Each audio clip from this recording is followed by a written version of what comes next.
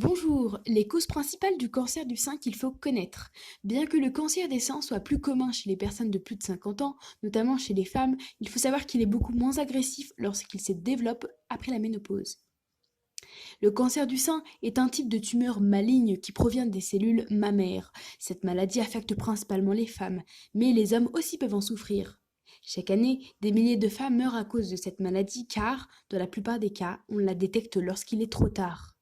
Grâce aux avancées de la médecine et des technologies, aujourd'hui il est possible de soigner le cancer du sein et les chances de survie ont augmenté considérablement.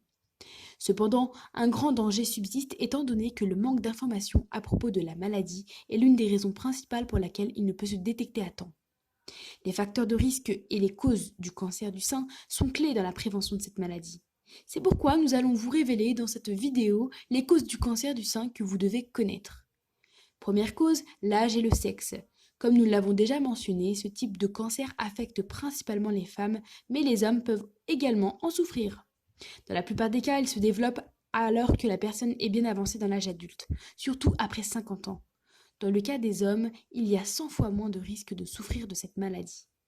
Autre cause, les antécédents familiaux. Plusieurs études ont déterminé que les personnes qui ont le plus de risques de souffrir du cancer du sein sont celles qui ont un membre de leur famille qui a souffert de ce type de cancer, ou d'un cancer du col de l'utérus, de l'ovaire ou du côlon. Autre cause, la génétique. Le cancer du sein peut provenir d'un gène défectueux transmis par l'un des parents.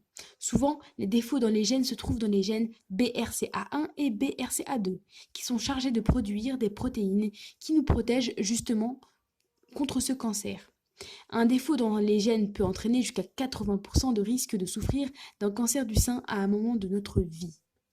Autre cause, le cycle menstruel. Il y a un plus grand risque chez la femme qui a eu ses règles avant 12 ans.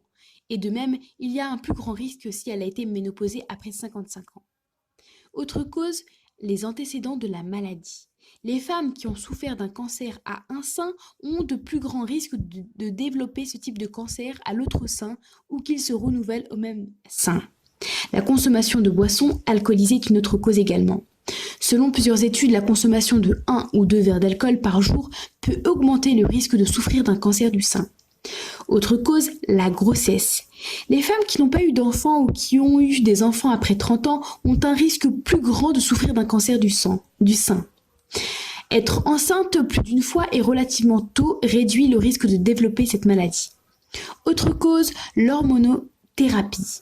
Les femmes qui ont reçu un traitement d'hormonothérapie avec des œstrogènes pendant un long moment ont plus de risques de développer un cancer du sein.